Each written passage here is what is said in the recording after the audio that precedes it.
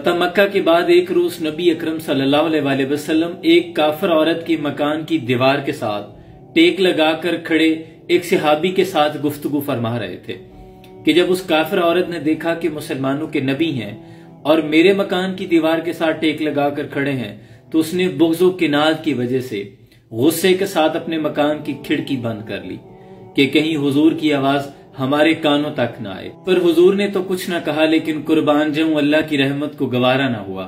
فوری طائر سدرہ نشین جبریل امین حاضر ہوئے، سلام عرض کرنے کے بعد کہنے لگے کہ اے حبیب خدا، اللہ درود و سلام بھیجتا ہے اور فرماتا ہے کہ اے حبیب، جس مکان کی دیوار کے ساتھ آپ ٹیک لگا کر کھڑے ہیں وہ ایک کافر عورت کی دیوار ہے۔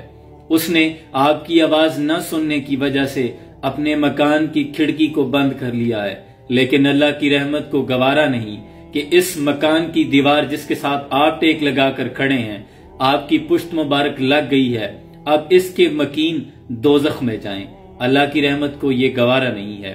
اس نے تو اپنے مکان کی کھڑکی کو بند کر لیا تھا، لیکن اللہ نے اس کے دل کی کھڑکی کو کھول دیا ہے۔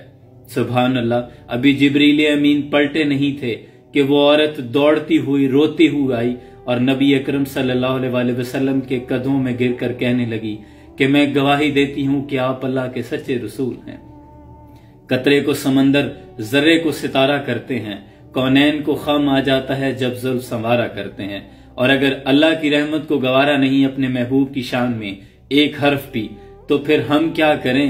کوئی جان مانگے تو جان دیں گے، مال مانگے تو مال دیں گے، پر ہم سے یہ نہ ہو سکے گا کہ محمد کا جاہ و جلال دیں گے۔ صلی اللہ علیہ وسلم۔ سلام پہنچے۔